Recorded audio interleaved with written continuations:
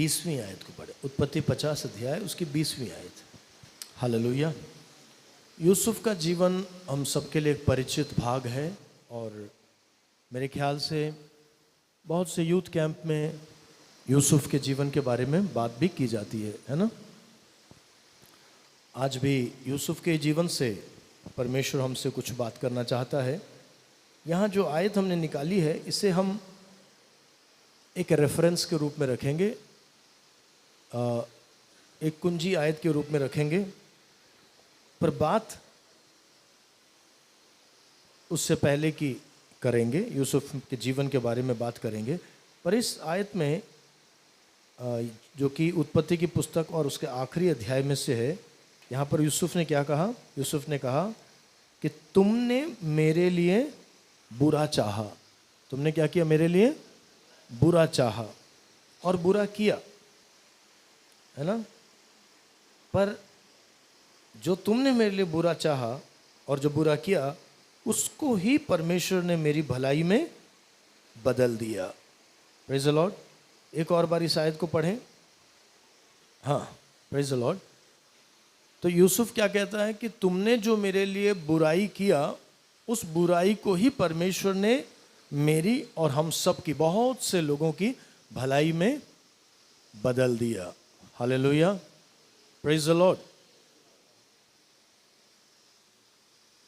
हमारा जो संदेश का शीर्षक है ना, टाइटल, वो क्या देना चाहता हूं?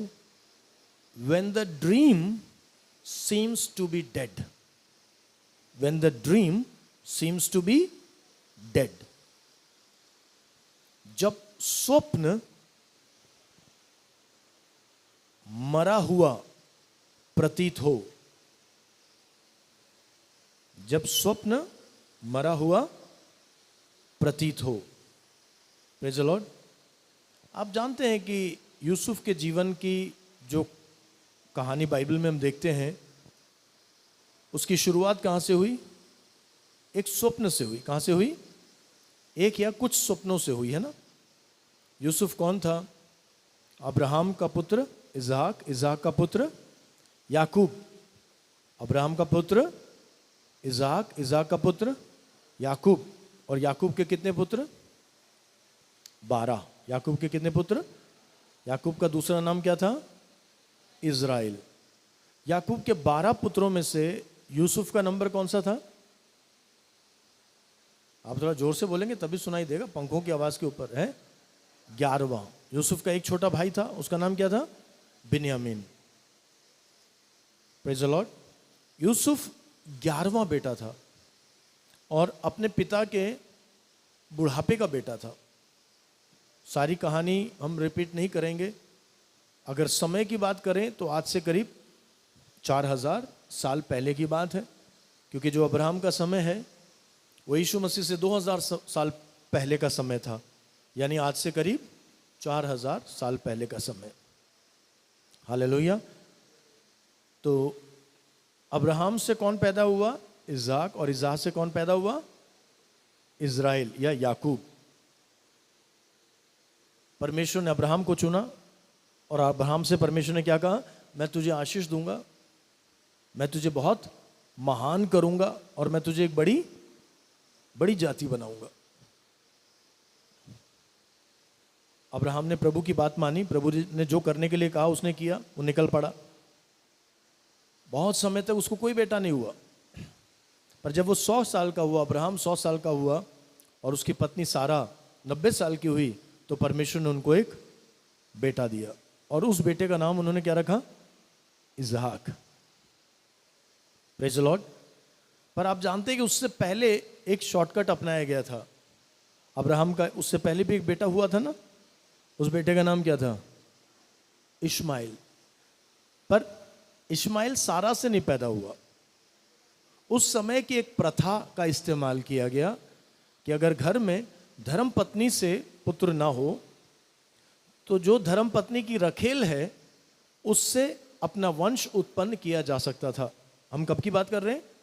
4000 साल पहले की बात कर रहे हैं।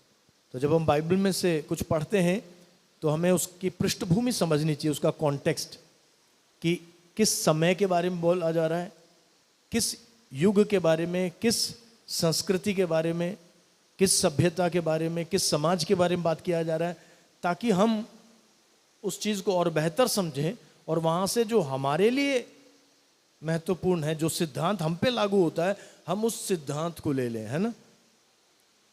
Praise the Lord. बहुत सारी बातों को हम स्वीकार नहीं कर सकते क्योंकि हमारा युग अलग है और हमारे लिए परमेश्वर की व्यवस्था भी अलग है। Praise the Lord.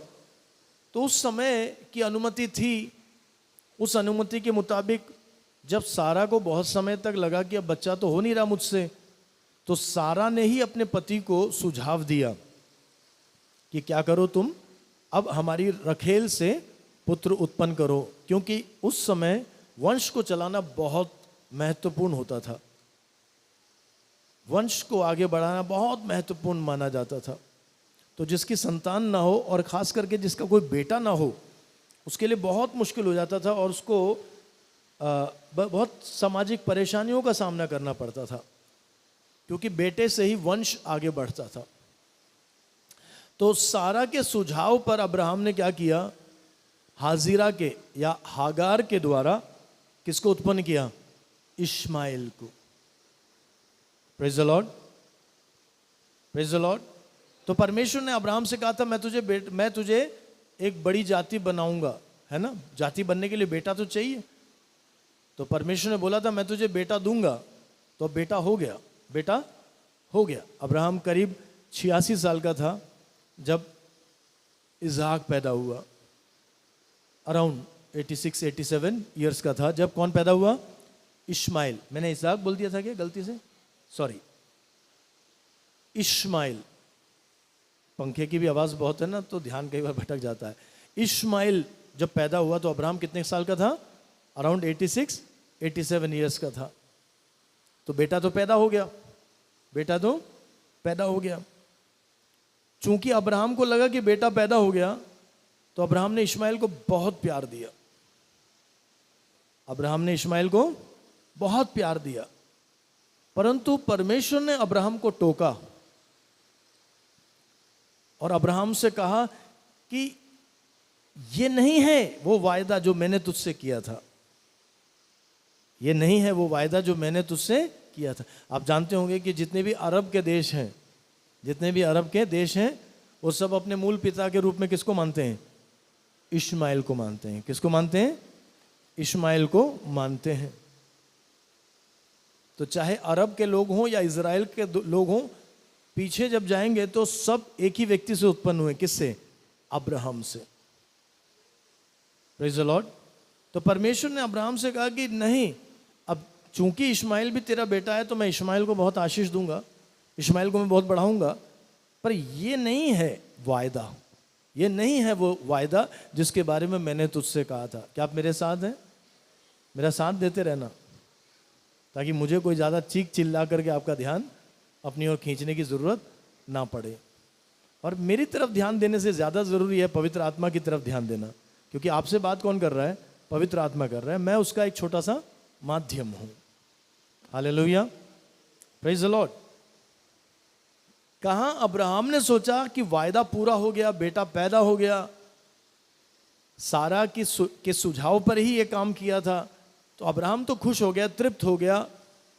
अब्राहम को लगा कि मेरी मंजिल मुझे मिल गई, मेरी मंजिल मुझे मिल गई, सब कुछ मैंने पा लिया। पर परमेश्वर ने उसको टोका, रोका और सुधारा, बोला कि नहीं, ये वायदा अभी पूरा नहीं हुआ है।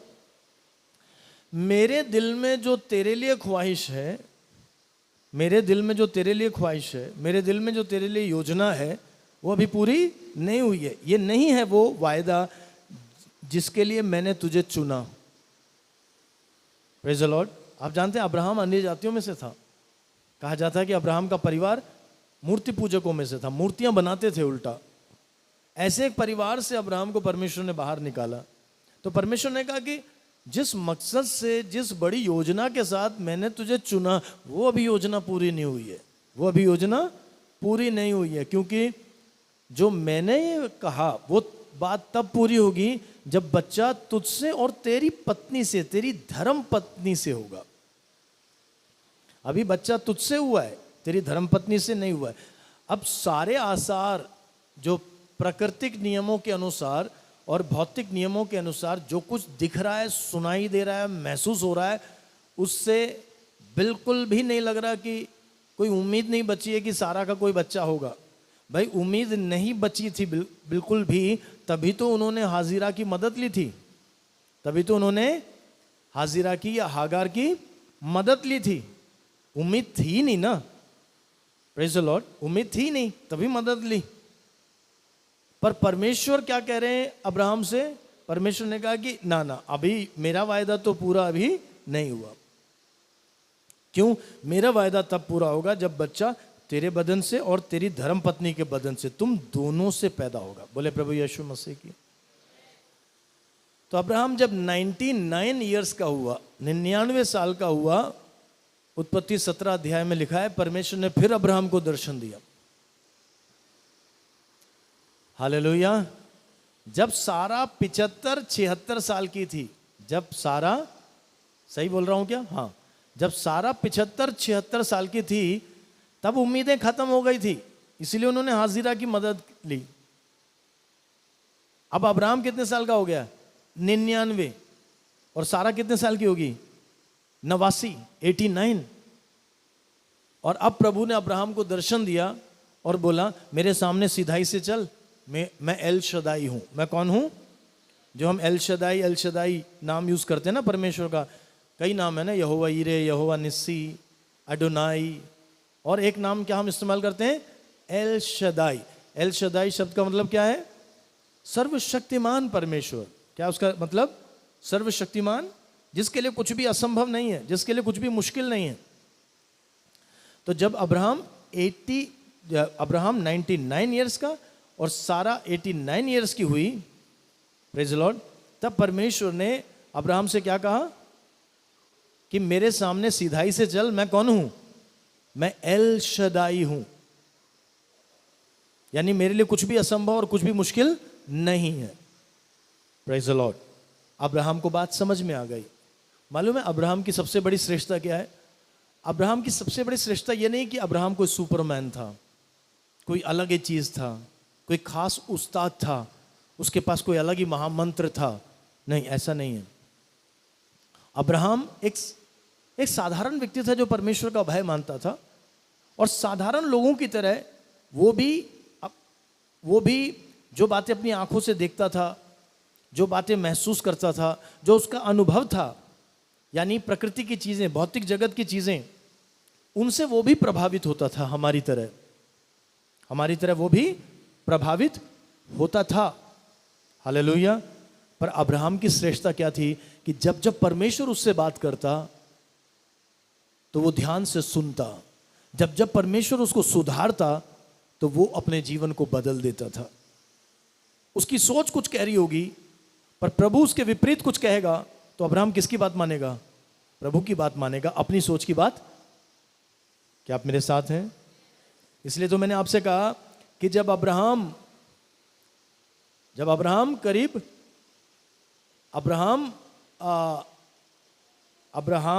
का कब हुआ इस्माइल? 86-87, यानी उस समय अब्राहम ने क्या समझ लिया था? अब सारा से बेटा नहीं होगा। पर अब्राहम अब 99 ईयर्स का हो गया और प्रभु कह रहा है कि बेटा तो तेरी पत्नी से भी होना चाहिए। तो अब्राहम ने अपनी सोच छोड़ दी। अब्राहम ने जो सीखा था, अब्राहम को जो सिखाया गया था, अब्राहम का जो अनुभव था, वो सब अब्राहम ने परे कर दिया, हटा दिया, और परमेश्वर की बात को स्वीकार किया। परिणाम स्वरूप जब अब्राहम 100 साल का और सारा 90 साल की हुई तो परमेश्वर ने उनको एक बेटा दिया, उसका नाम था इसहाक। हालेलुया। इसहाक शब्द का मतलब क्या है?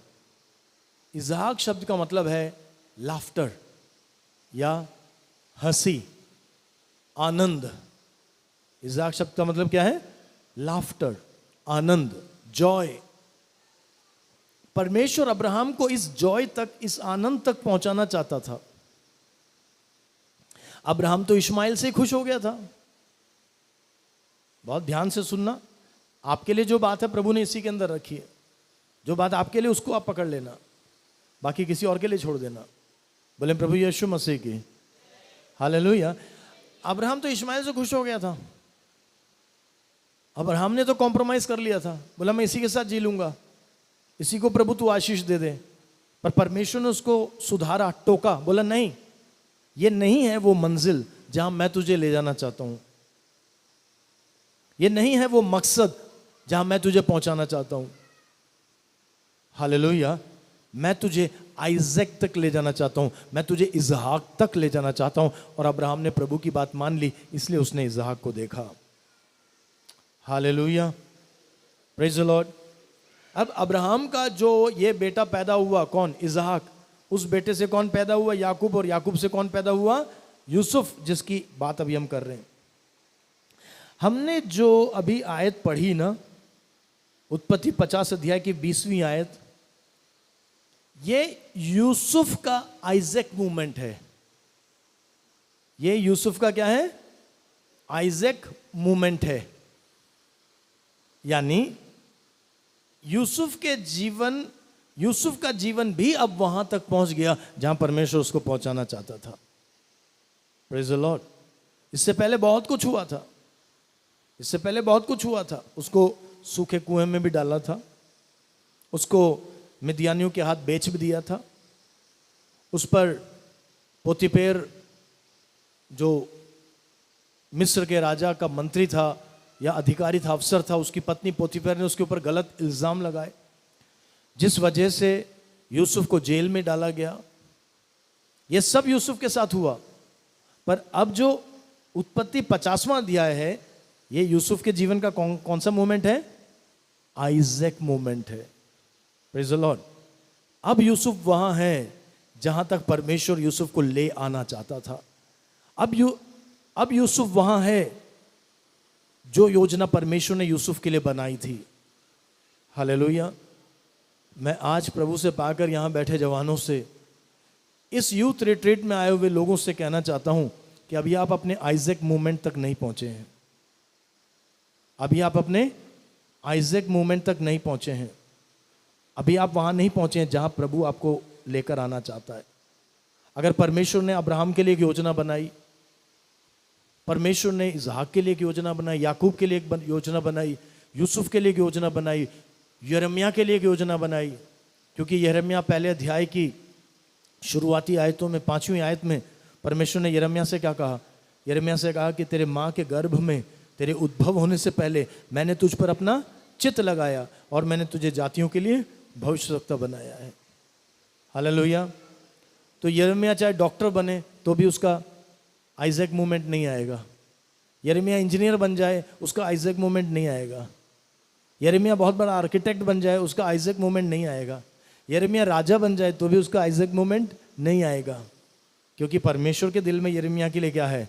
कि यिर्मयाह को नबी बनाना है, जातियों का नबी बनाना है। Hallelujah, praise the Lord. बहुतों को उनकी गद्दी से गिराने वाला और बहुतों को उठाकर गद्दी पे बिठाने वाला नबी बनाना है। Praise the lord. तो परमेश्वर ने क्या कहा? तेरी माँ के गर्भ में तेरे उद्भव होने से पहले मैंने तुझ पर अपना मन लगाया, मैंने तुझ पर अपना चित्त लगाया। हालेलुया।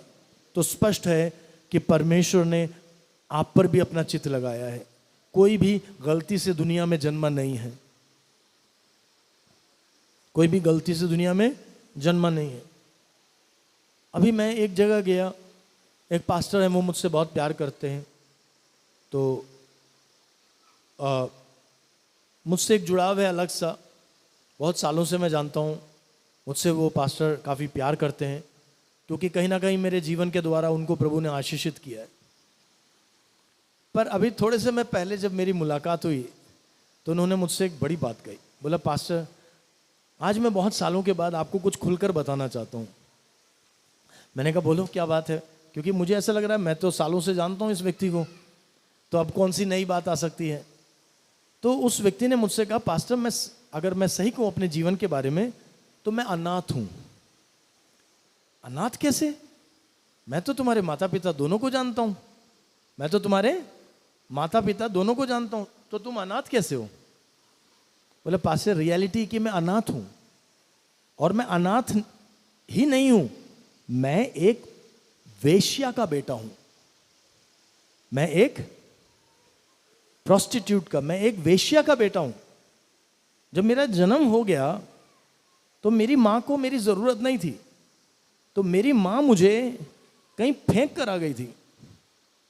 मेरी मां मुझे कहीं फेंक कर आ गई थी और एक आदमी ने और उसकी पत्नी ने मुझे उठाकर अपना लिया, जिनको आज मैं पापा मम्मी कहता हूं, जिनके बारे में आपने सुना है कि मैं किसी को पापा मम्मी बोलता हूं, वो मेरे रियल पापा मम्मी नहीं है, मैं अनाथ हूं। Praise the Lord. जब मैंने ये सुना तो मैं चौंक गया, पर मेरे दिल में और प्यार आ गया और मुझे फिर से बाइबल की बातें स्पष्ट होती दिखी कि कोई भी दुनिया में गलती से नहीं जन्मा है। एक वेश्या के लिए एक बच्चा जन्मना बुरी बात है। एक वेश्या के लिए एक बच्चे का होना क्या है? बुरी बात है, क्योंकि उसकी जो आमदनी का रास्ता है, उसकी आमदनी का रास्ता बंद हो जाता है। वो किसी के लायक नहीं रहती है। वो नफरत करती है उस बच्चे से, क्योंकि उसको बच्चा चाहिए ही नहीं था। सोचो कितनी नफरत उस माँ को होगी उस बच्चे से कि उस बच्चे के जन्म होने पर उसने उस बच्चे को कहीं फेंक दिया। Hallelujah, praise the Lord. प्रभु का नाम ऊंचा होने पाए। परंतु परमेश्वर की योजनाएं बहुत अलग हैं। उस व्यक्ति पे भी प्रभु का दिल आया हुआ था। ना जाने किसी झाड़ी के किनारे फेंका हो या किसी मंदिर के सामने फेंका हो, पर परमेश्वर का दिल उस बच्चे के ऊपर था। किसी ने उसको अपना लिया, किसी ने उसको बढ़ाया और आज उस बच्चे को परमेश्वर ने एक पास्टर के रूप में खड़ा कर दिया, दूसरों के लिए आशीष का कारण बना दिया। बोले प्रभु यीशु मसीह की, बोले प्रभु यीशु मसीह की। ये स्पष्ट है कि परमेश्वर ने आपके जीवन के लिए कोई योजना बनाई है। परमेश्वर ने मेरे जीवन के लिए कुछ योजना बनाई है। हमें अपने आइजैक मूवमेंट तक पहुंचना है। हमें अपने आइजैक मूवमेंट तक। आइजैक शब्द का मतलब क्या है? आनंद, लाफ्टर। मूल शब्द का मतलब है लाफ्टर या खुशी, आनंद। Praise the Lord. हम जहां जीवन में पहुंच गए उसको देखकर, उस स्थिति को देखकर, उस मोमेंट को देखकर परमेश्वर को आनंद आना चाहिए।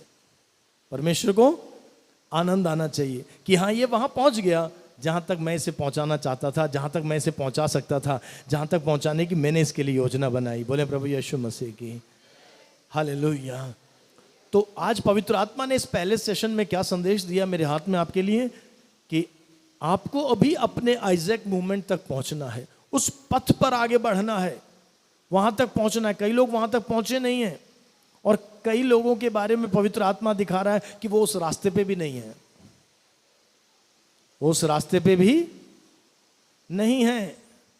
वो किसी इश्माइल के पीछे निकल गए, उन्होंने कहीं कॉम्प्रोमाइज कर लिया, उन्होंने कोई और रास्ता ढूंढ लिया, किसी और रास्ते पे निकल गए हैं। इस यूथ रिट्रीट के अंदर प्रभु आपको इश्माइल वाले रास्ते से हटाकर आइजैक वाले रास्ते पे लाना चाहता है। इस रिट्रीट के द्वारा परमेश्वर आपको इश्माइल वाले रास्ते से हटाकर आइजैक वाले पथ पर लाना चाहता है। अगर आज आपका जीवन उस दिशा में नहीं है, उस स्थिति में नहीं है जिस दिशा में और जिस स्थिति में प्रभु आपको देखना चाहता है, तो प्रभु ने अपने प्यार की वजह से इस रिट्रीट का आयोजन किसी और के द्वारा करवाया है। आप शायद मन से नहीं आए, आपका दिल नहीं कर रहा था आने का, आपको शायद किसी ने धक्का दिया, पर आप जैसे भी आ गए हैं ना, प्रभु आपको लेकर के आया है। क्यों मालूम है? क्योंकि प्रभु आपको इश्माइल वाले रास्ते से हटाकर प्रभु आपको आइजैक वाले रास्ते पर लाना चाहता है। परमेश्वर का प्यार आपका पीछा कर रहा है। परमेश्वर का प्यार जब पीछा करता है ना, तो हमेशा परमेश्वर प्यार से नहीं बात करता है। परमेश्वर कई बार डांट के बात करता है, कभी फटकार लगाता है, पर चाहे वो फटकार लगाए, चाहे वो किसी भी तरह बात करे, वो बात करता है प्यार की वजह से। Praise the Lord. मैं हमेशा जवानों को, कलीसिया को, प्रभु के लोगों को याद दिलाता हूँ कि अगर आपकी गलती पकड़ी गई है ना, अगर आपकी गलती पकड़ी गई है, आपका कोई गलत काम पकड़ा गया है, आपका कोई पाप पकड़ा गया है, तो बुरा मत मानना। ये इस बात का सबूत है कि प्रभु अभी भी आपका पीछा कर रहा है। हालेलुया। और बड़ी गलती करने से प्रभु आपको बचाना चाहता है। एक गलत रास्ते पर बहुत दूर निकल जाने से प्रभु आपको रोकना चाहता है। Hallelujah, praise the Lord. इसलिए प्रभु अगर डांट के बात करे तो आनंदित हो जाना। प्रभु अगर डांट के बात करे तो क्या करना? आनंदित हो जाना। Hallelujah. Praise the Lord, thank you Jesus. कुछ नहीं, आप बैठे रहो। प्रभु अगर डांटे तो क्या करना? आनंदित हो जाना कि प्रभु ने मेरी डांट लगा दी। तो इन दो दिनों में चाहे प्रभु प्यार से बात करे, चाहे प्रभु डांट के बात करे, बात मान लेना, क्योंकि परमेश्वर अपनी योजना को आपके जीवन में पूरा करना चाहता है। हालेलुया। इंजीनियर बने, डॉक्टर बने, या डिजाइनर बने, पायलट बने, सफलता उसमें नहीं है। कितने लोग पायलट बन रहे हैं, कितने लोग इंजीनियर बन रहे हैं, कुछ दिनों में सब कुछ मिट जाएगा। जब बूढ़े हो जाते हैं ना, तो उस समय किसी को कुछ नहीं याद रहता कि वो जनरल था कि इंजीनियर था कि डॉक्टर था। फिर सबको एक ही रहता है कि थोड़े दिन और मेरे दांत चल जाएं, थोड़े दिन और मेरे दांत ढंग से चल जाएं। मालूम ये दांत, अभी मेरी पत्नी के दांतों में काफ़ी समस्या रहती है। अभी छोटा सा इलाज कराया, बस कुछ दिन चला। कोई डेंटल इम्प्लांट वगैरह डालना था, कुछ दांत निकालने थे, कुछ दांत डालने थे, बस थोड़ा सा 50,000 रुपये सफाया। कितना? 50,000 रुपये। और अपन जब मुस्कुराते हैं और 32 दिखते हैं तो अपन को उसकी वैल्यू का पता नहीं है कि प्रभु ने लाखों रुपए तो मुंह के अंदर ही भरा हुआ है। आपके अकाउंट में पैसा नहीं है, आपके अकाउंट में पैसा नहीं है, पर आपके मुंह में कितना है? लाखों रुपए का धन खजाना भरा हुआ है, मुफ्त में प्रभु ने दिया हुआ है। आप प्रभु से मुफ्त में आशीष पाके इस्माइल वाले रास्ते पे निकल रहे हैं। सही कर रहे हैं क्या? नहीं। Hallelujah, praise the lord. तो जब बूढ़े हो जाते हैं तो ये सब नहीं याद रहता, किसी को किसी का रोब याद नहीं रहता कि मैं एक टाइम पे जनरल था, मैं इंस्पेक्टर था, मैं कमिश्नर था। नहीं, सब लोग ये सोचते हैं कि दांत थोड़े और चल जाएं, ये कान में कोई अजीब आवाज़ ना आ जाए। एक बुजुर्ग हमारी आंटी हैं, बहुत मैं प्यार करता हूँ, बहुत आदर करता हूँ, उनका ओवरऑल हेल्थ बहुत अच्छा है, करीब 90 ईयर्स की हैं, ओवरऑल हेल्थ बहुत अच्छा है।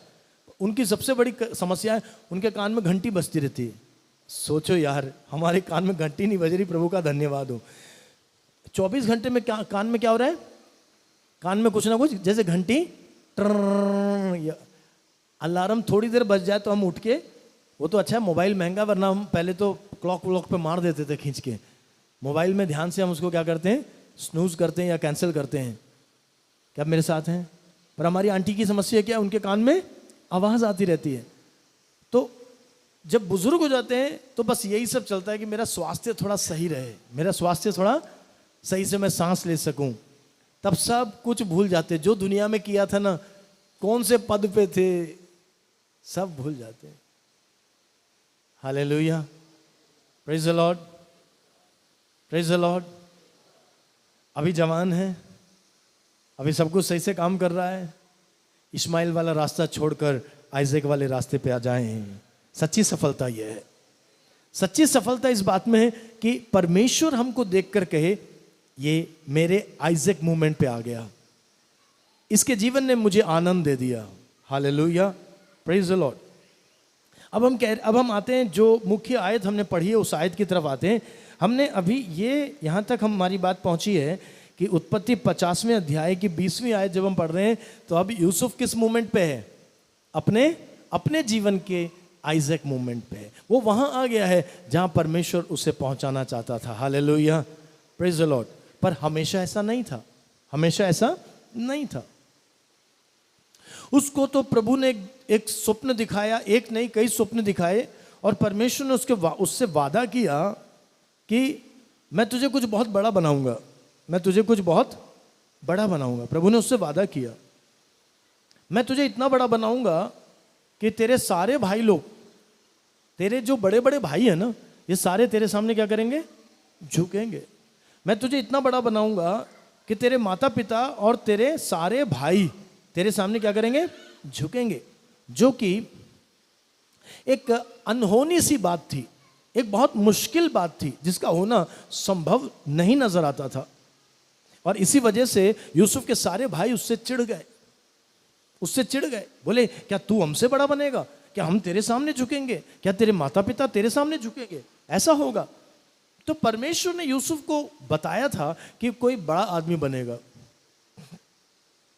पर यूसुफ के जीवन में कभी ऐसा लगा नहीं कि वो बड़ा आदमी बनेगा। उसके साथ जो भी हो रहा था, सब क्या हो रहा था? उल्टा हो रहा था। उसके जीवन को जब हम देखते हैं तो अधिकांश समय ऐसा लगा जैसे उसका सपना मरा हुआ है। हमारा विषय क्या है? है? When the dream seems to be dead, जब सपना मरा हुआ दिखे, ऐसा लगे कि सपना मर गया है। तो यूसुफ को बहुत सालों तक यूसुफ का जीवन ऐसा था, प्रतीत होता था कि वो सपना, वो दर्शन, वो प्रभु की कही हुई बात है ही नहीं, वो तो मर चुकी है। हालेलुया।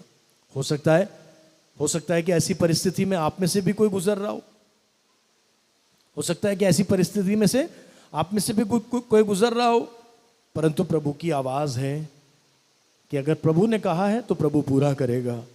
अब अगर अब्राहम के जीवन में परमेश्वर उसको धक्का देते, अब्राहम को किसने धक्का दिया? अब्राहम को किसने मोटिवेट किया, किसने प्रेरित किया, किसने धक्का दिया? परमेश्वर ने।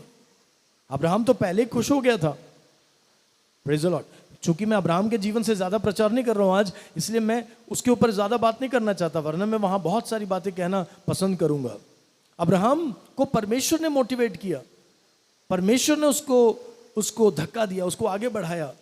जब वो इस्माइल में तृप्त हो गया था, परमेश्वर ने उसको धक्का दिया, बोला नहीं अभी मत रुक, आगे बढ़, अभी तेरा आइजक समय नहीं आया, आइजक वक्त नहीं आया है। Hallelujah, praise the Lord. प्रभु का नाम ऊंचा होने पाए, प्रभु का नाम ऊंचा होने पाए। यूसुफ के जीवन के अंदर भी अधिकांश समय ऐसे लगा कि कोई काम नहीं हो रहा है, परमेश्वर ने उसको भुला दिया है, कुछ भी तो नहीं हो रहा है। मैं इस यूसुफ के जीवन के बारे में कुछ बातें आपके सामने रखूंगा, तब इस सेशन को जो है समाप्त करूंगा। देखिए, यूसुफ को कभी भी यह नहीं बताया गया था कि वो क्या बनेगा। यूसुफ को कभी भी यह नहीं बताया गया था कि वो क्या बनेगा। यूसुफ को यह नहीं बताया गया था कि वो मिस्र का प्रधानमंत्री बनेगा। इजिप्ट का प्राइम मिनिस्टर या राजा के बाद दूसरे नंबर पर ताकतवर इंसान, जिसको हम अपनी भाषा में प्रधानमंत्री बोल लें या प्राइम मिनिस्टर बोल लें, मिस्र के राजा फिरौन के बाद दूसरे नंबर पर यूसुफ पहुंचेगा। परमेश्वर ने यह बात कभी भी यूसुफ को नहीं बताई थी। आज के संदेश में शायद सबसे इंपॉर्टेंट पॉइंट मैं यही बोलना चाहता हूं कि Joseph was never told that he will be the prime minister of Egypt. Yusuf को क्या बोला गया था? यूसुफ को बस यह बोला गया था कि परमेश्वर तुझे कुछ बड़ा बनाएगा। हालेलुया।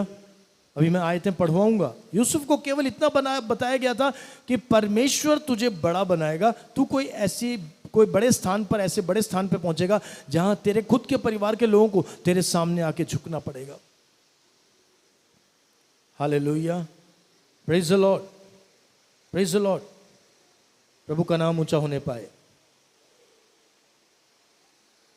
यूसुफ अपने जीवन में मिस्र का प्रधानमंत्री बनने की तैयारी नहीं कर रहा था। अभी कुछ देर पहले मैंने क्या बोला कि परमेश्वर ने कभी उसको नहीं बताया था कि वो प्राइम मिनिस्टर बनने वाला है, वो भी मिस्र का। क्योंकि ये लोग कहां के हैं? ये लोग तो कनान के हैं, ये लोग तो कनान के हैं, और ये लोग कभी भी मिस्र जाना नहीं पसंद करेंगे। मिस्र तो ये मजबूरी में गए, मिस्र तो ये मजबूरी में गए, अकाल की वजह से गए। परमेश्वर ने कभी नहीं बताया, और ना कभी अपने लाइफ में यूसुफ मिस्र का प्रधानमंत्री बनने की तैयारी कर रहा था, क्योंकि ऐसा हो ही नहीं सकता था। मिस्र जाने की बात ही नहीं आती। ये एम्बिशन, ये सपना तो वो कभी सोच भी नहीं सकता था, कभी ये एम्बिशन वो रख नहीं सकता था। Hallelujah, praise the Lord. प्रभु का नाम ऊंचा होने पाए। मेरे पास लगातार कॉल आ रहा है, कोई दिल्ली में डिलीवरी वाला मुझे कॉल किया जा रहा है मेरा घर ढूंढ रहा होगा दिल्ली में। मेरे साथ कुछ आयतें खोलें। उत्पत्ति 37वां अध्याय, चैप्टर 37,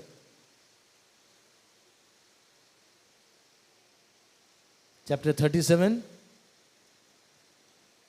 और उसकी पहली आयत से पढ़ें ताकि जो लोग बहुत परिचित नहीं हैं वो भी थोड़ा सा हमारे विषय के साथ जुड़ते हुए चल आगे बढ़ सके। हाँ, याकूब तो कनान देश में रहता था जहाँ उसका पिता परदेशी होकर रहता था। आगे। हाँ,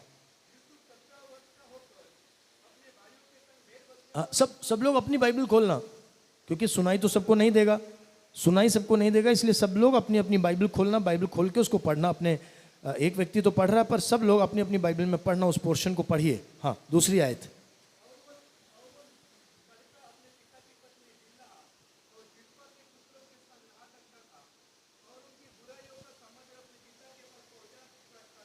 विशेषकर तीसरी आयत। हाँ, इज़राइल अपने सब पुत्रों से बढ़कर, हाँ हाँ,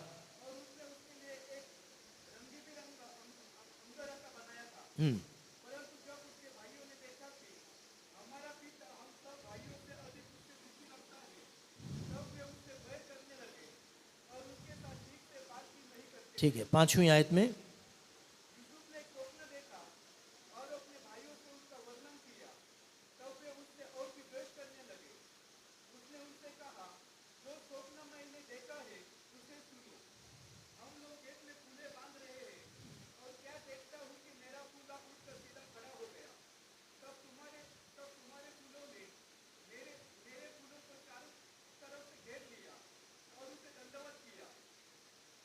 हाँ,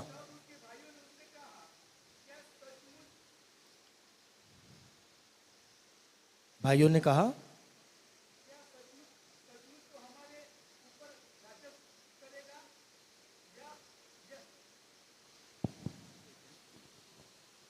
या क्या सचमुच तू हम पर प्रभुता करेगा?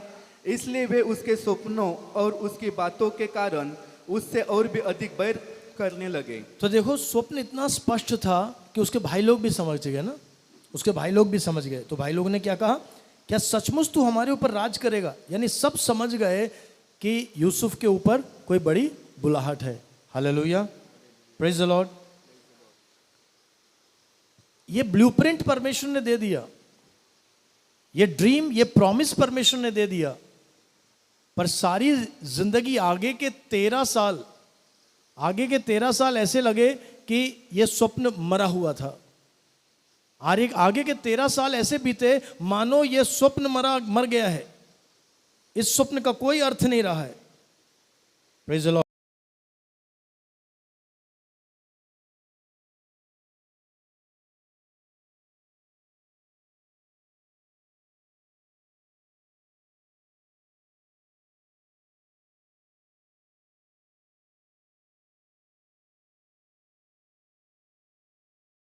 पर यूसुफ के अंदर ये बात कभी खत्म नहीं हुई।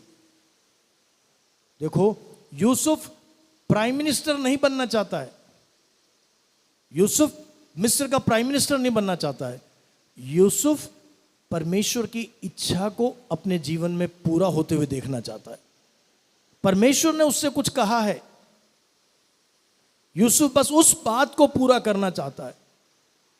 मेरे और आपके जीवन के अंदर भी हमेशा सफलता की यह परिभाषा रखें कि मैं वहां पहुंचूं जहां परमेश्वर मुझे पहुंचाना चाहता है, मैं वहां पहुंचूं जहां परमेश्वर मुझे पहुंचाना चाहता है। दुनिया सफलता को अलग अलग ढंग से देखती है, पर हमारे लिए सफलता वो है कि हम वहां पहुंचे जहां परमेश्वर हमें पहुंचाना चाहता है, जहां परमेश्वर हमें देखना चाहता है। Hallelujah, praise the Lord.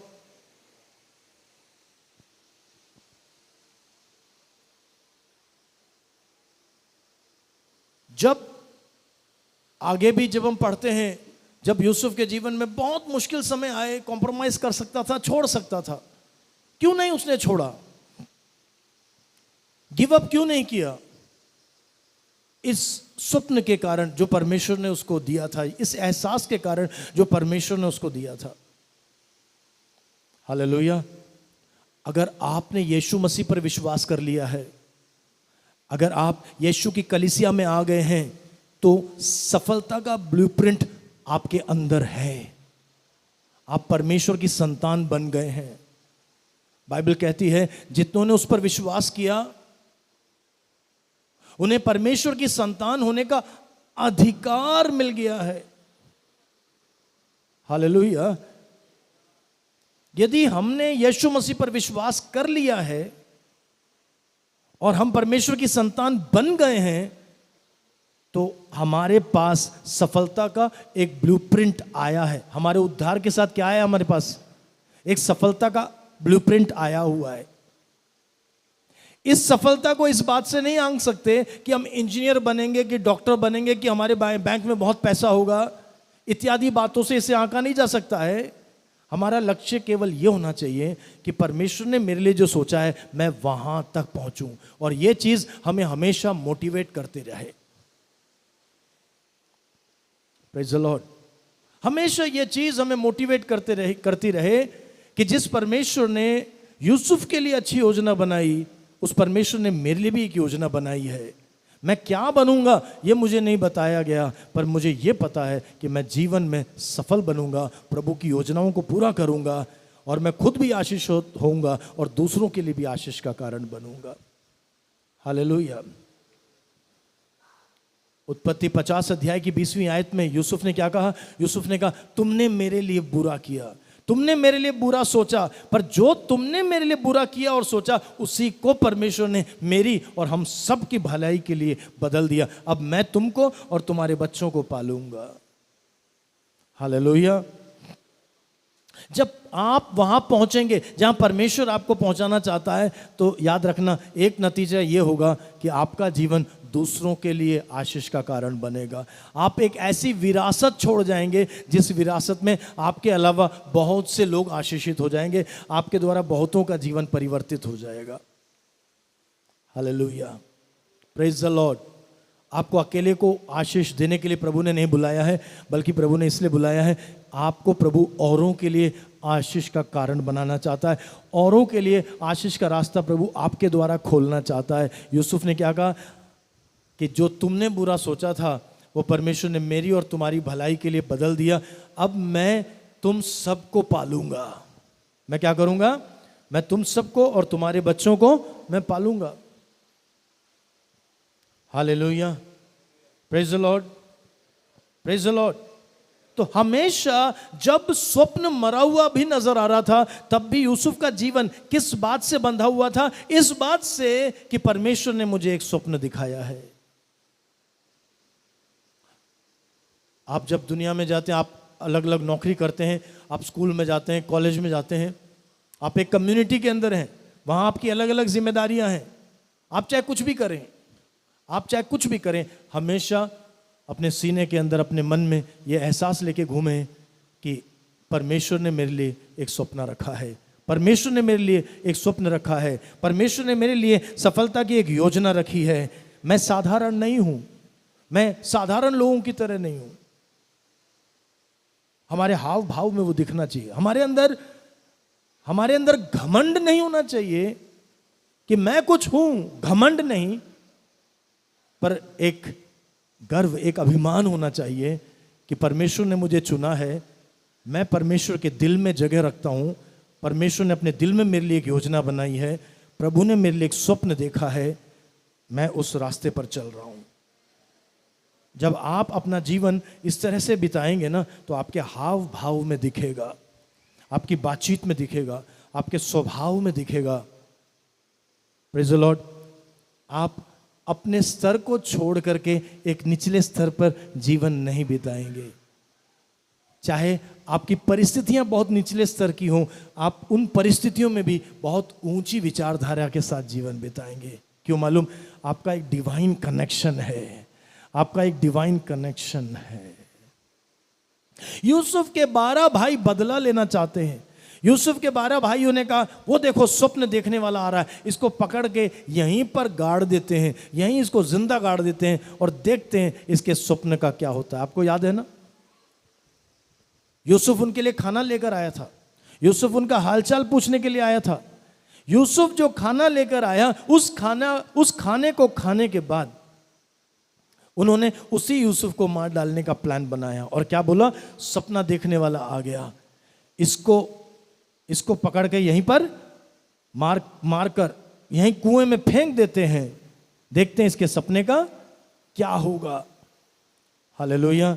उसके एक ही घर में जन्मे हैं, उसके बड़े भाई लोग उस स्तर तक गिर सकते हैं, पर यूसुफ कभी नहीं गिर सकता, क्योंकि वो डिवाइन कनेक्शन के साथ चलता है। आपका स्वभाव अलग होना चाहिए, आपकी जीवन शैली अलग होनी चाहिए।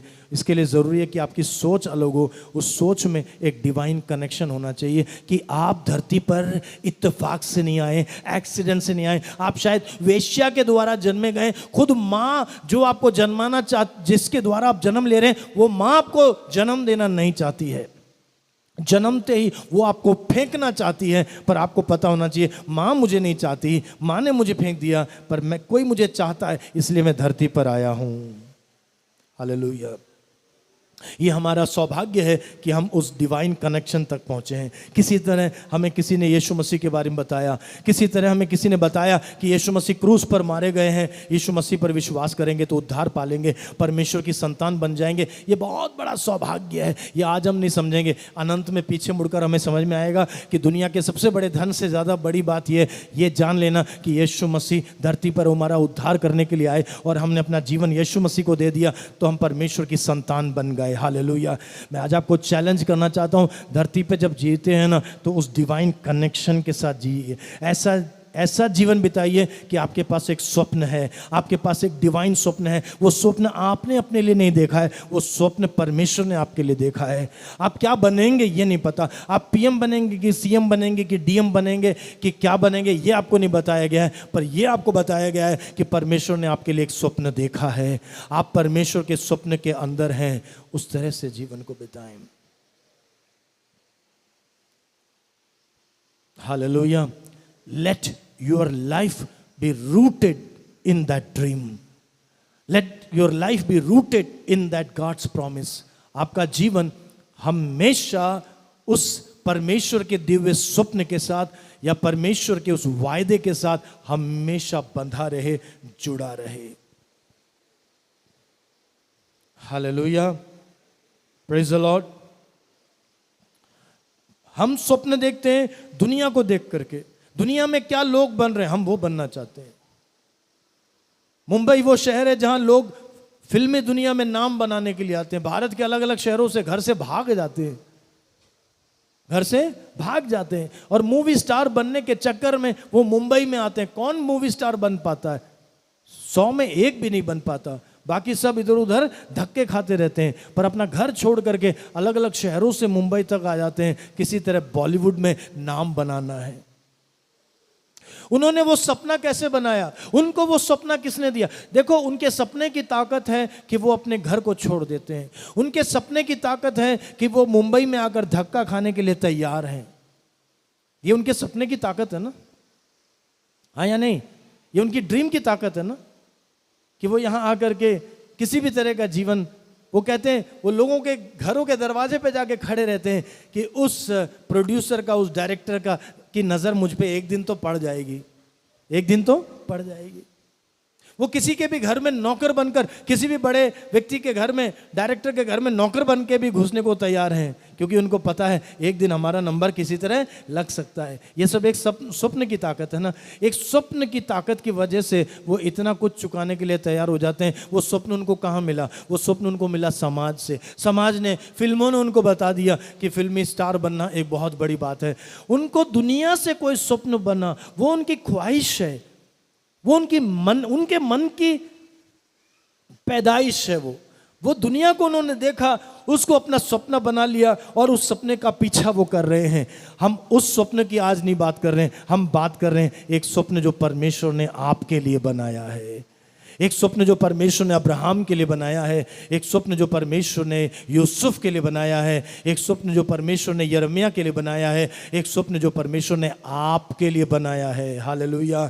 उस स्वप्न के लिए अपने जीवन को समर्पित कर दीजिए, उस स्वप्न को पूरा करने के लिए अपने जीवन को समर्पित कीजिए और हमेशा उस स्वप्न से जुड़े रहिए।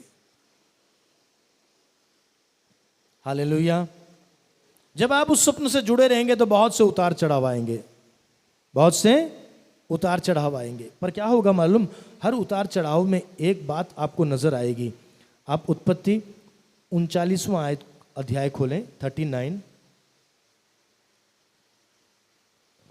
और उसकी पहली आयत से पढ़ें। माइक मिल गया इसलिए बड़ा अच्छा लग रहा है, माइक में पढ़ेंगे तो सब लोग सुन सकते हैं। अपनी अपनी बाइबल ज़रूर खोलना, चाहे एक व्यक्ति पढ़ रहा हो अपनी बाइबल खोलना, क्योंकि कम से कम खोलने से आपकी नज़र में एक बार पड़ जाएगा कि वो पोर्शन कहाँ पर है। हाँ, जब यूसुफ मिस्र में पहुंचाया गया तब पोतीपर नामक एक मिस्री ने, जो फिरौन का हाकिम और अंगरक्षकों का प्रधान था, उसको इश्माएलियों के हाथ से जो उसे वहां ले गए थे मोल लिया। हाँ, यूसुफ ने अपने मिस्र स्वामी के घर में रहता था हाँ। और यहोवा के संग था, इसलिए वो भाग्यवान पुरुष हो गया। यहोवा के संग था, ऐसा लिखा है।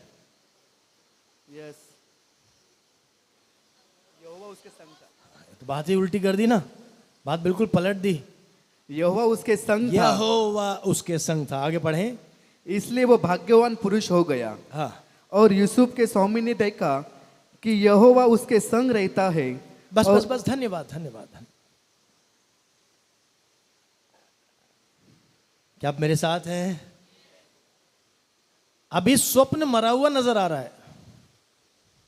अभी स्वप्न, भाई जिससे परमेश्वर ने कहा कि तेरे माता पिता तेरे भाई बहन तेरे सामने क्या करेंगे? झुकेंगे। जिस स्वप्न के बारे में भाइयों ने सुना तो भाइयों ने कहा क्या तू हम पे राज करेगा? यानी सबको समझ में आ गया था। आज वो कहां पहुंच गया? आज उसके भाई ने उसको बेच दिया। आज उसके भाइयों ने उसको बेच दिया, कुछ सिक्कों के लिए बेच दिया। और उसको कोई अफसर खरीद कर लेकर आया है।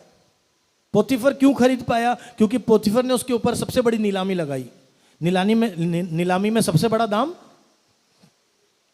क्योंकि जो इश्माएली व्यापारी यूसुफ के भाइयों से यूसुफ को खरीद कर लाए थे, उन्होंने लाकर यूसुफ को कहां खड़ा कर दिया? मिस्र के गुलामों के बाजार में खड़ा कर दिया। मिस्र में गुलामों के बाजार में खड़ा कर दिया। अब उसके ऊपर रेट लगा हुआ है 500 रुपए। 500 रुपए से बोली लगेगी, और जो सबसे बड़ी बोली लगाएगा वो अपने साथ ले जाएगा। यूसुफ देखने में अच्छा था, 17 साल का था, अपने पापा का प्यारा था, इस लाडला था, इसलिए खा पी करके तगड़ा होगा। और 17 साल में अच्छी कदकाठ होगी उसकी, क्योंकि वो यहूदी था। उसको देखते ही पोतीफर ने उसके ऊपर सबसे बड़ी बोली लगा दी कि ये मेरे घर में अच्छा नौकर बनेगा, ये मेरे घर में अच्छा दास बनेगा। हेलो, क्या आप यहां पर हैं? ये मेरे घर में, पूरा कीजिए, ये मेरे घर में अच्छा दास बनेगा, अच्छा नौकर बनेगा, क्योंकि ये ताकतवर दिख रहा है। बीमार को थोड़ा ना लेके जाएंगे, पैसा लगाएंगे तो किसको लेके जाएंगे? किसी तगड़े बंदे को लेके जाएंगे।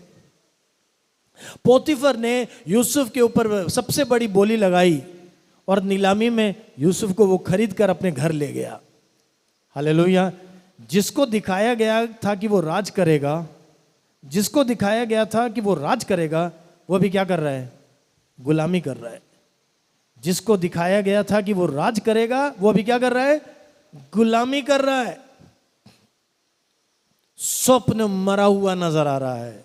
The dream seems to be dead. The dream seems to be dead. Hallelujah. अब एक और बार दूसरी आयत पढ़ें, 39 वर्स 2 दोबारा पढ़ें। यूसुफ अपने मिस्र स्वामी के घर में रहता था और यहोवा उसके संग था, इसलिए वो भाग्यवान पुरुष हो गया। एक मिनट, कौन उसके संग था? कौन उसके संग था? स्वप्न मरा हुआ नजर आ रहा है, तब भी कौन संग है? समझ में आई ये बात तो हाथ उठा के परमेश्वर को धन्यवाद दें। समझ में नहीं आया तो समझ में आने तक इंतजार करें। स्वप्न मरा हुआ नजर आ रहा है, पर कौन साथ है? परमेश्वर साथ है। जब आप परमेश्वर के उस डिवाइन प्लान के लिए अपने आप को समर्पित रखेंगे और इस डिवाइन प्लान से आप जुड़े रहेंगे, तो जिसने वो डिवाइन प्लान आपके लिए सोचा है ना, वो कभी आपको नहीं छोड़ेगा। हालेलुया। आप एकांतता की तराइयों से होकर जाएंगे। भीड़ में भी कई बार आप अकेलापन महसूस करेंगे। बहुत लोग आपके चारों तरफ हैं, पर कोई आपको समझने वाला नहीं है। जो आपके पास हैं वो केवल आपकी गलतियां निकालते हैं, वो आप पर टिप्पणियां कसते हैं, वो आपको सताते हैं। ऐसे अनुभवों से आप गुजर सकते हैं। जो आपने चाहा था, जो आपने सोचा था, सब कुछ उसके उल्टा हो सकता है। पर याद रखना, परमेश्वर का हाथ आपके साथ रहेगा। यहोवा उसके संग था। जब स्वप्न मृत नजर आ रहा है, जब स्वप्न मरा हुआ नजर आ रहा है, तब भी यहोवा उसके साथ जिंदा है। यहोवा की उपस्थिति उसके साथ है। और लिखा है कि वो क्या हो गया, वो वहां पर भी सफल होने लगा। वो वहां पर भी सफल होने लगा। इतना सफल हो गया कि पोतीफर उसको गुलाम की तरह लेकर के आया था। पर अब धीरे धीरे जब पोतीफर ने देखा कि ये आदमी तो अपने काम में बहुत वफादार है, ये आदमी तो बहुत मेहनती है। मुझे बताइए, यूसुफ का दिल कितना कड़वा होना चाहिए था ना? यूसुफ का दिल कितना कड़वा होना चाहिए। क्योंकि जब एक घर में 12 भाई हों और 11वें नंबर पर किसी का जन्म होता है, तो यह याद रखना कि सबसे बड़ा भाई पिता के समान है। कम से कम 15-20 साल का फर्क है ना? हमारे कई दोस्तों को मैं जानता हूं जो घर में सबसे छोटे हैं और उनके जो सबसे बड़े भाई हैं वो उनसे 20 साल बड़े हैं। अब कोई 20 साल बड़ा है तो इसका मतलब क्या है? वो तो पिता समान हुआ ना। तो जिसके घर में उससे बड़े 10 भाई हैं, उसको कितना प्यार मिलना चाहिए? यहां उल्टा हुआ, 10 ने मिलकर उसको सूखे कुएं में डाला, वहां से निकाल करके बेच दिया। तो एक 17 साल के बच्चे के अंदर, 17 साल के जवान के अंदर बहुत ज़्यादा कड़वाहट होनी चाहिए, बहुत शिकायतें होनी चाहिए। उसको तो ये तो उसका शिकायत करने का समय है, ये तो उसका शिकायत करने का समय है, ये तो उसका कुड़कुड़ाने का समय है। उसका मन तो नफरत से भरा हुआ, मतलब उस गुस्से से भरा हुआ होना चाहिए, बदले की भावना उसमें होनी चाहिए। पर ऐसा कुछ नहीं नजर आ रहा है। हालेलुया। यूसुफ एक सपने से जुड़ा हुआ है। यूसुफ एक सपने से, परिस्थितियों का स्तर नीचा हो सकता है पर यूसुफ का स्तर नीचा नहीं हो सकता। यूसुफ एक स्वप्न से जुड़ा हुआ व्यक्ति है। बोलें प्रभु यीशु मसीह की हालेलुया। बहुत बार मैं सोचता हूं कि आखिर किस चीज ने यूसुफ को इतनी शक्ति दी कि ऐसी परिस्थितियों में भी यूसुफ खड़ा रह गया। किस चीज ने यूसुफ को चलाया? क्या थी उसकी ताकत? Praise the Lord. मन कड़वे, अब जब मन के अंदर कड़वाहट होती है तो क्या होता है? आपके बिहेवियर में, आपके व्यवहार में वो कड़वाहट नजर आता है। साइकोलॉजी का, काउंसलिंग का एक रूल है कि बच्चों को जो है बहुत प्यार मिलना चाहिए, माता पिता का बहुत प्यार और संरक्षण मिलना चाहिए। क्योंकि जिन बच्चों को माता पिता का प्यार और संरक्षण नहीं मिलता है, वो जब वयस्क हो जाते हैं, एडल्ट हो जाते हैं, तो उनके अंदर पर्सनैलिटी इश्यूज होते हैं, उनके अंदर प्रॉब्लम्स होती हैं और वो एक अच्छे वयस्क के रूप में अपनी जिम्मेदारी नहीं निभा पाते। वो एक अच्छी पत्नी, अच्छे पति का रोल, एक अच्छे पिता का, अच्छे माँ का रोल नहीं निभा पाते। Hallelujah, praise the Lord. बात तो सच है, बच्चों को बहुत प्यार मिलना चाहिए, पर यूसुफ को तो कुछ भी नहीं मिला। यूसुफ के साथ पहले मिला था पर अब सब कुछ उल्टा हो गया। जब आपके मन में कड़वाहट होती है तो वो आपके व्यवहार में दिखता है, वो आपके स्वभाव में दिखता है, वो आपके बातचीत में दिखता है। आपके अंदर बहुत चिड़चिड़ापन होता है, आपके अंदर बहुत चिड़चिड़ापन होता है। कई बार माता पिता के बच्चे जब एडोलेसेंस हो जाते हैं ना, किशोर अवस्था में आ जाते हैं, 12, 13, 14, 15, 16, 17, इस उम्र में बच्चों को पालना बड़ा मुश्किल होता है। किसी भी वक्त उनसे कुछ भी बोलो, ऐसा लगता है कि एक बम इंतजार कर रहा है फटने के लिए।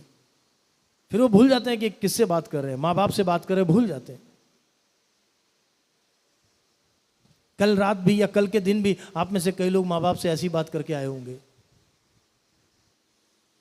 कितना गुस्सा होता है ना, एकदम से प्रेशर से भरे हुए होते हैं। हालेलुया। कल मैं बात कर रहा था, हमारा तीसरा बेटा जोशुआ, वो कॉलेज में पढ़ता है, घर से 20 किलोमीटर दूर। अब दिल्ली में देखो पोल्यूशन इतना है, उस पोल्यूशन में बाइक से जाता है 20 किलोमीटर, दिल्ली की गर्मी, 20 किलोमीटर जाता है, फिर रात को फिर पोल्यूशन, फिर वही वहाँ के ट्रैफिक के बीच में 20 किलोमीटर बाइक चला के घर पे आता है। सुबह सुबह जाता है और रात को आता है, 10 साढ़े 10 बजे आता है। जब वो वापस घर आता है तो एक छोटे बम की तरह आता है। किस तरह आता है? एक छोटे बम की तरह आता है। क्यों? क्योंकि दिन भर का भर की परेशानियां उसके अंदर, इतना चिड़चिड़ापन, क्योंकि आंखों में धूल, नाक में धूल, थका हुआ। अब उस समय मम्मी का फर्ज है कि ठंडा नींबू पानी तैयार करके बस इंतजार करे कि जोशुआ कब आए और मैं उसको पिलाऊं। अगर उसको दिख गया कि मम्मी अभी भी नींबू निचोड़ ही रही है तो एकदम से बम फटने को आ जाता है। चलो ये तो जायज वजह है, पर कई बार मतलब क्या होता है, हमारे अंदर इतना चिड़चिड़ापन होता है ना कि जो भी हमसे बात करता है हम चिड़चिड़ा ही जवाब देते हैं। हमारे अंदर इतना गुस्सा होता है, जो भी हमसे बात करता है किसी के ऊपर भी गुस्सा उतार देते हैं। क्या आप मेरे साथ हैं? Hello, praise the lord. तो यूसुफ को पोतीफर के घर में अपनी चिड़चिड़ाहट को बाहर दिखाना चाहिए, अपने अंदर का गुस्सा बाहर दिखाना चाहिए, पर यहां तो उल्टा हो रहा है। पोतीफर देख रहा है कि ये लड़का जिसको मैं खरीद के लाया हूं, ये तो बात भी मान रहा है, ये तो मेहनत भी कर रहा है, और ये अपने काम में क्या है, बड़ा वफादार है। और थोड़ा सा हम अपना इमेजिनेशन जोड़ दें, थोड़ी कल्पना जोड़ दें, तो ये भी बोल सकते हैं कि इसको तो मैं सुबह प्रार्थना करते हुए देखता हूँ, इसको मैं रात को प्रार्थना करते हुए देखता हूँ, फिर ये बाइबल भी खोलता है और उसमें से भी पढ़ता है, इसकी बातचीत अलग है। तो पोतीफर ने क्या किया मालूम है? यूसुफ के पास कोई डिग्री नहीं है, यूसुफ के पास कोई क्वालिफिकेशन नहीं है, पर पोतीफर ने अनुभव जो पाया, उस अनुभव के कारण उसको वहाँ क्या बना दिया? सुपरवाइजर बना दिया। क्या बना दिया? सुपरवाइजर बना दिया। हालेलुया। पर बहुत दिन, ये बहुत देर तक ये सुहावने दिन चलने वाले नहीं थे। बहुत देर तक ये सुहावने दिन चलने वाले नहीं थे। Hallelujah, praise the Lord. परिस्थितियां बदल गई, उसकी पत्नी की गलत नजर उस पर पड़ी, यूसुफ ने सहयोग नहीं दिया, तो उसकी पत्नी ने क्या किया? उसको पकड़ के जेल में डलवा दिया, जेल में डलवा दिया। मैं संदेश को समापन की तरफ लाना चाहता हूं, थोड़ा सा मेरा और साथ दीजिए। 39 चैप्टर 39 और उसकी लास्ट 2 आयतों को पढ़िए। 22। इसलिए बंदीगृह के दारोगा ने, नहीं, अब पहले हम वर्स 20 पढ़ें, 39 का 20 पढ़ें, 20 पढ़ें। और यूसुफ के स्वामी ने उसको पकड़कर बंदीगृह में, जहां राजा के कैदे बंद थे, डाल दिया। अतः वह उस बंदीगृह में रहा, पर यहोवा यूसुफ के संग संग रहा और उस पर करुणा की, और बंदीगृह के दारोगा के अनुग्रह की दृष्टि उस पर हुई। इसलिए बंदीगृह के दारोगा ने उन सब बंदियों को जो कारागार में थे यूसुफ के हाथ में सौंप दिया, और जो काम वे वहाँ करते थे वह उसी की आज्ञा से होता था। यूसुफ के वंश में जो कुछ था उसमें से बंदीगृह के दारोगा को कोई भी वस्तु देखनी न पड़ती थी, क्योंकि यहोवा यूसुफ के साथ था। आपने यहाँ पर 3-4 आयतें पढ़ी, उसमें 2 बार एक बात देखी होगी। 21वीं आयत में 21वीं आयत की शुरुआत में लिखा है the lord was with Joseph, यहोवा यूसुफ के साथ था। फिर अभी 23वीं आखिरी आयत में आपने क्या देखा? यहोवा यूसुफ के साथ था। इस अध्याय की शुरुआत में लिखा है कि पोतीफर ने उसको सुपरवाइजर बना दिया, यहोवा उसके साथ था। हालेलुया। इस अध्याय के अंत में लिखा है उसको पकड़ के जेल में डाल दिया, पर साथ में यह भी लिखा है यहोवा उसके साथ था। जब आपको लग रहा है कि स्वप्न मर गया है, अगर आप स्वप्न से जुड़े हुए हैं तो याद रखना, स्वप्न आपके लिए परमेश्वर ने देखा है, वो परमेश्वर आपके साथ है। और हर परिस्थिति में जब परमेश्वर आपके साथ रहेगा ना, तो आपका प्रमोशन एक दिन अचानक से आ जाएगा, एक दिन अचानक से आ जाएगा। आप पीएम बनने की तैयारी नहीं कर रहे हैं, आप केवल यहोवा के उद्देश्य को पूरा करना चाहते हैं। एक दिन सुबह जब यूसुफ उठा तो जेल में था, कैदी के वस्त्र पहने हुए थे। अचानक से एक बुलावा आया, राजा के दरबार में जाके खड़ा होना पड़ा। कुछ देर कुछ बातचीत चली, यूसुफ को नहीं पता था कि ये उसका इंटरव्यू चल रहा है बहुत बड़े पोस्ट के लिए। शाम तक राजा ने क्या बना दिया उसको? शाम तक फिरौन राजा ने उसको क्या बना दिया? पूरे मिस्र पर दूसरे नंबर पर अधिकारी बना दिया, प्राइम मिनिस्टर बना दिया। मैं फिर से कहना चाहता हूँ, परमेश्वर ने यूसुफ को नहीं बताया था कि वो प्राइम मिनिस्टर बनेगा, ना यूसुफ प्राइम मिनिस्टर बनने की तैयारी कर रहा था। यूसुफ केवल परमेश्वर के दिए हुए स्वप्न के साथ अपने जीवन को जोड़कर चल रहा था। बीच में बहुत समय तक लगा कि स्वप्न मरा हुआ है, स्वप्न मर गया, पर जिसने स्वप्न दिखाया वो उसके साथ जिंदा था। Hallelujah, praise the lord. चंद मिनटों में बस एक दो और बातें बोलकर बैठूंगा।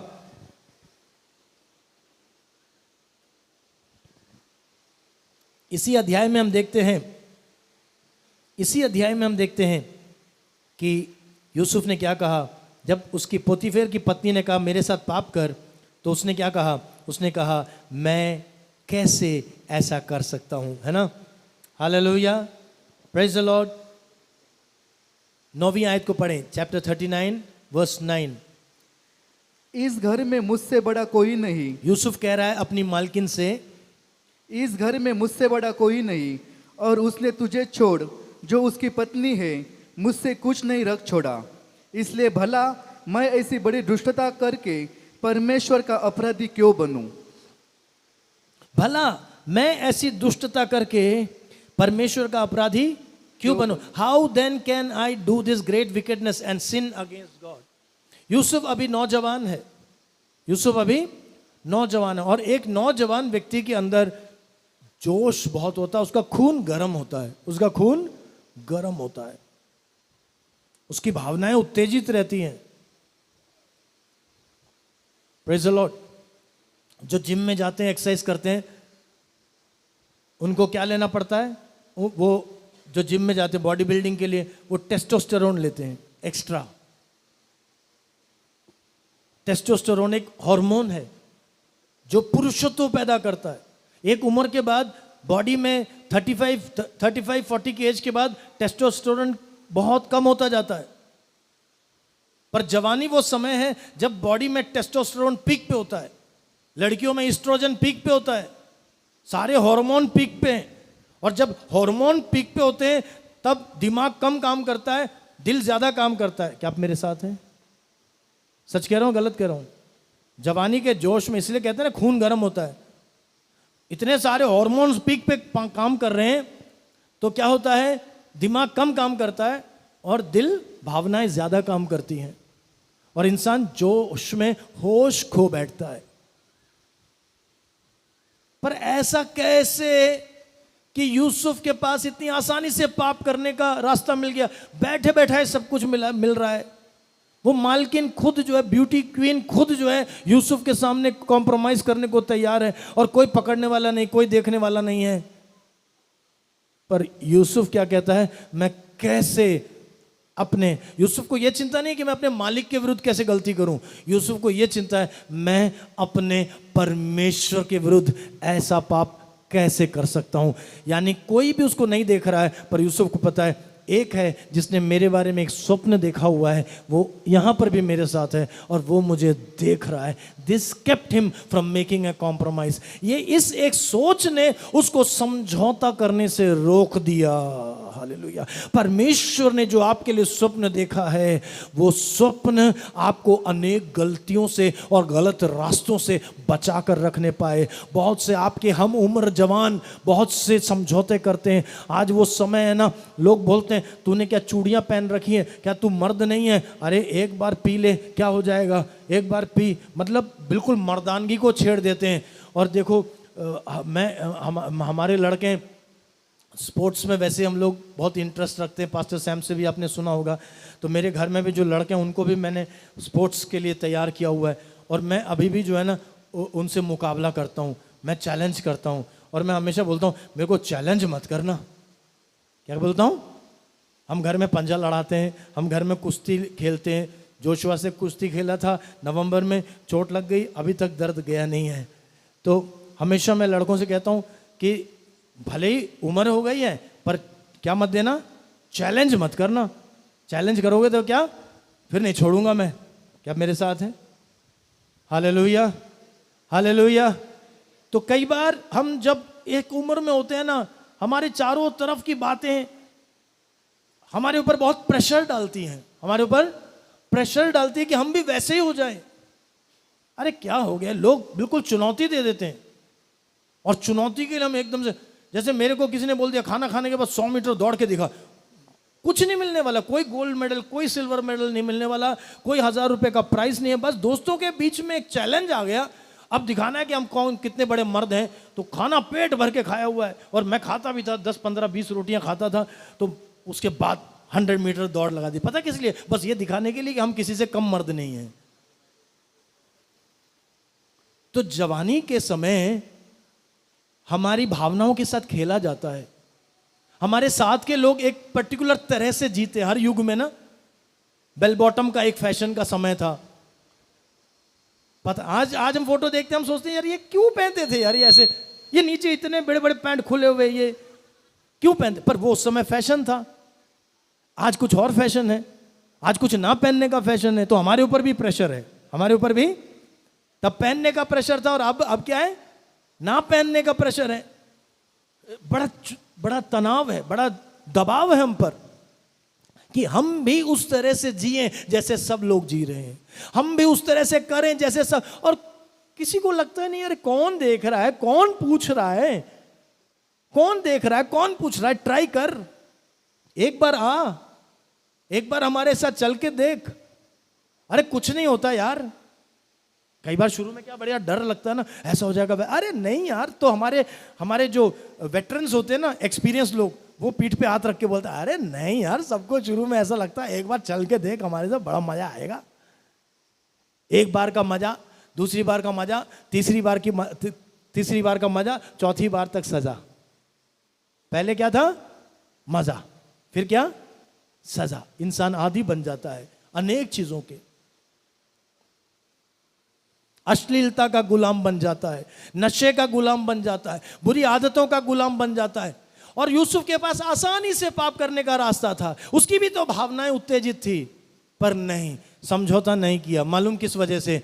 कि कोई है मेरी लाइफ के पीछे, कोई अदृश्य है मेरी लाइफ के पीछे। दुनिया के माँ बाप से ऊंचा कोई है मेरी जिंदगी में, समाज से ऊंचा कोई है मेरी जिंदगी में, कोई है मेरी जिंदगी में। मेरे सृजनहार मेरा परमेश्वर है, जिसने मेरे लिए एक स्वप्न देखा है, वो मुझे कहीं तक पहुंचाना चाहता है और मैं वहां तक पहुंचना चाहता हूं। उससे पहले मैं नहीं गिरूंगा, मैं नहीं भटकूंगा। इस चीज ने उसको इतनी हिम्मत दी कि कॉम्प्रोमाइज नहीं किया, इतनी हिम्मत दी कि उसने कॉम्प्रोमाइज नहीं किया। Hallelujah, praise the Lord. जब स्वप्न मृत दिखता है, when the dream seems dead, Yusuf ने क्या किया? वो परमेश्वर के वायदों से, उस स्वप्न से तब भी जुड़ा रहा। यूसुफ ने क्या किया? उसने ऐसी परिस्थितियों में भी परमेश्वर के प्रेजेंस का अनुभव किया। पोतीफर के घर में वो अलग था, जेल में वो अकेला था, परंतु उसने परमेश्वर के प्रेजेंस को, परमेश्वर की उपस्थिति को वहां अनुभव किया। इसलिए बार बार लिखा है यहोवा उसके साथ था।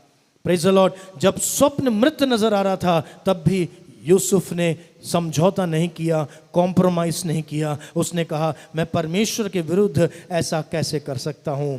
हालेलुया। और आखिरी बात बताता रहूं कि यूसुफ वफादार रहा। यूसुफ हर जगह वफादार रहा, हर जगह वफादार रहा। जेल में वफादार रहा, जेल में पहुंच गया, वहां पर भी उसको सुपरवाइजर बना दिया। जेल में पहुंच गया तो वहां पर भी उसको सुपरवाइजर बना दिया। क्यों सुपरवाइजर बना दिया? क्योंकि लोगों ने, जेल के लोगों ने देखा कि वो वफादार है, वो मेहनती है, वो सच्चा है। Hallelujah, praise the Lord. आपके और मेरे जीवन के अंदर ये दिखने पाए। जवानी का समय है, ये आलस करने का समय नहीं है, ये मेहनत करने का समय है, ये कुछ नया सीखने का समय है। अगर आपको लगता है मैं थोड़ा इंग्लिश सीख लूंगा तो मेरी बड़ी अच्छी जॉब लग जाएगी, तो इंग्लिश सीखो। आपको लगता है एक अच्छा ट्रेनिंग में कर लूंगा तो मुझे बड़ी अच्छी नौकरी मिल जाएगी, वो सीखो। आपको लगता है कुछ भी सीखने से आपकी उन्नति हो सकती है, तो ये समय सबसे अच्छा है, सीखो, मेहनत करो। हालेलुया, मेहनती बनो, आलस मत करो और वफादार रहो। जब कोई भी नहीं देख रहा तब भी वफादार रहो, जब कोई भी नहीं देख रहा तब भी वफादार रहो। पता क्या होगा? एक दिन आपका प्रमोशन आपके पास आ जाएगा। प्रभु आपको वहां पहुंचा देगा जो प्रभु ने आपको नहीं बताया था। प्रभु ने बस उसको इतना बताया था कि तू ऊंचा उठेगा, मैं तुझे ऊंचा उठाऊंगा, पर प्रधानमंत्री बनेगा ये नहीं बताया था। एक दिन अचानक से वहां पहुंच गया। आइए अपनी आंखों को बंद कर। जवानी के 13 साल, जवानी के 13 साल, जवानी के 13 साल यूसुफ को ऐसा लगा कि स्वप्न मरा हुआ है। पर वो 13 साल जब यूसुफ को लगता था स्वप्न मरा हुआ है, तब भी उसको पता था स्वप्न देने वाला जिंदा है। जोसेफ ने, यूसुफ ने कभी हाथ नहीं उठाए, हार नहीं मानी, छोटी छोटी बातों में वफादार रहा। उसने अपने चरित्र की रखवाली की, उसने अपने स्वभाव की रखवाली की, उसने अपनी बातचीत की रखवाली की, उसने अपने व्यवहार की रखवाली की।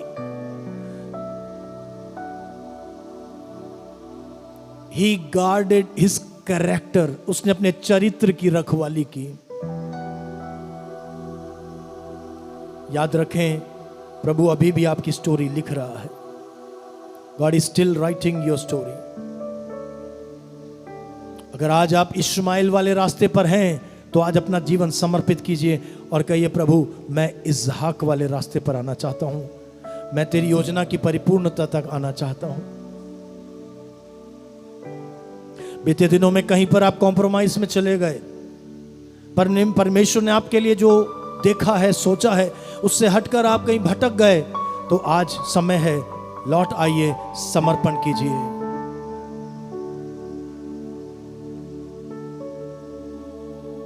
हो सकता है आज आप मुश्किल दौर में से गुजर रहे हो, जहां आपको स्वप्न मरा हुआ नजर आ रहा है, तब भी वफादार रहें। Continue to hang on.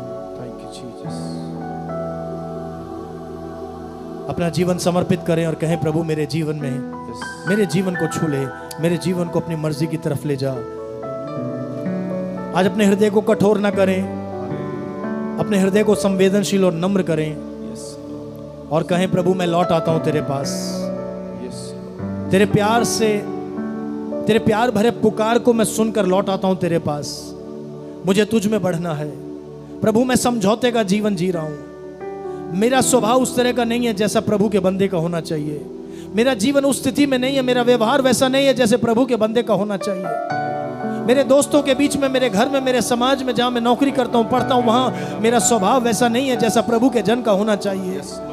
मैं तो दुनिया के साधारण लोगों की तरह जी रहा हूं। मैं वैसा नहीं जी रहा हूं जैसा कि उसको जीना चाहिए जिसके लिए परमेश्वर ने एक स्वप्न देखा है। आज मैं अपना जीवन समर्पित करता हूं, लौट के आता हूं।